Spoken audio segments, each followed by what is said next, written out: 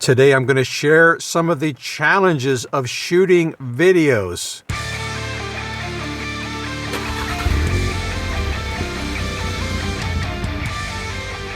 Welcome back and thanks for being here. My name is Scott and I think I'm going to make this its own video.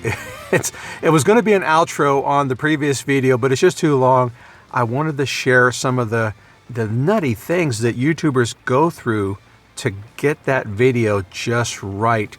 I think for the most part, videos survive if the video quality is a little off. Like right now, I'm shooting at a slightly strange angle because of the way I've got the car set up. But if the sound is off, I know I will click right out of a video if I don't like the sound that's going on. You know, if there's weird noise or garble or low audio or just poor quality, I will leave immediately. And I think most viewers do. So YouTubers know that sound quality is paramount when creating a video. So I try to choose my scenes and locations wisely. I do not typically record at home because every time my camera comes out, so does somebody with a leaf blower, a lawnmower, the kids come out and play, or somebody lets the dog out. So I just can't shoot at home. There's no winning at home. So I always go elsewhere. Elsewhere I have to contend with traffic, airplanes, birds. Birds aren't so bad. Airplanes, you know, you just wait them out. One of the challenges of being an internet sensation. All right, one of the challenges of being a kook with a lot of weird things on his car is it's very tough for me to make recordings in good locations with total control over the soundstage and a lack of interruptions. And so one of my challenges with making this video, because the antennas are skyward and I wanted a nice plain background where you could see the antennas and all of the elements. So there are a few locations that I can visit and accomplish that.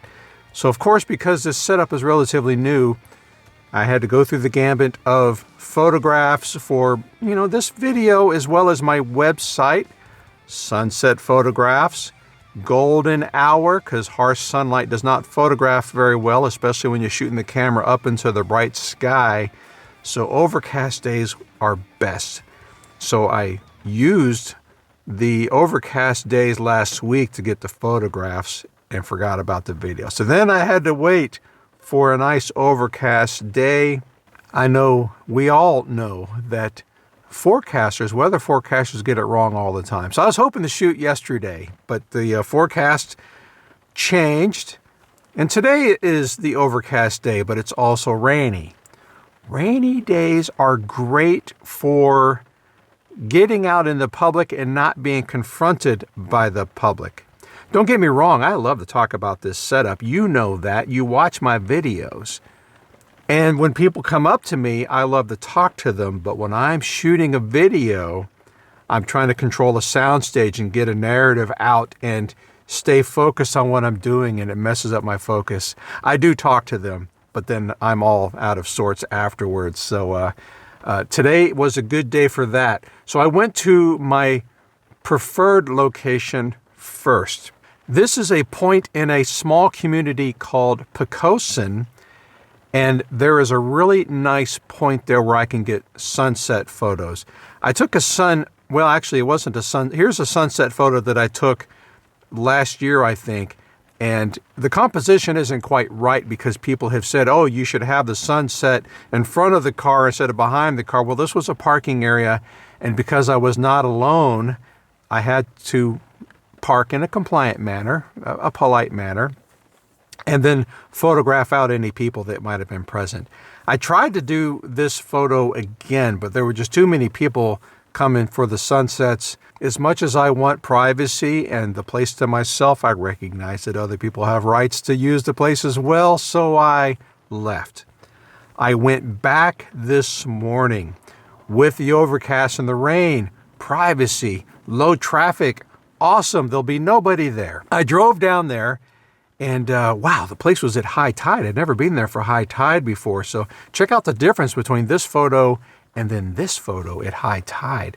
So the setting and the light was great. There was no glaring sun, but then loud jet noise. What? Come on. This location is right across the river from an Air Force base. Go figure. I've never been there while the jets were active, so yeah, what a shock that there would be jet noise coming from an Air Force base. So I had to abandon that location, and then I came out here to this one. This one is my second favorite place for shooting antenna videos and sunset sunrise photos, and every now and then I have to stop recording so that I can let traffic go by and then not have that in the video.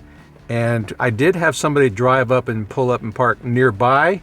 I think they might have had a crying baby in the car or something, and that didn't last too long. But otherwise, today was relatively uninterrupted, except that I did catch some rain. I'm not sure if the rain showed up on the camera lens or not. I hope the video still turned out well. I just wanted to take a little bit of time to share some of the challenges that myself and other YouTubers go through to try to get that video just right for you. Now, some YouTubers, they've got fantastic channels, don't get me wrong. They just don't care about their surroundings, and you're all with it. And that's life.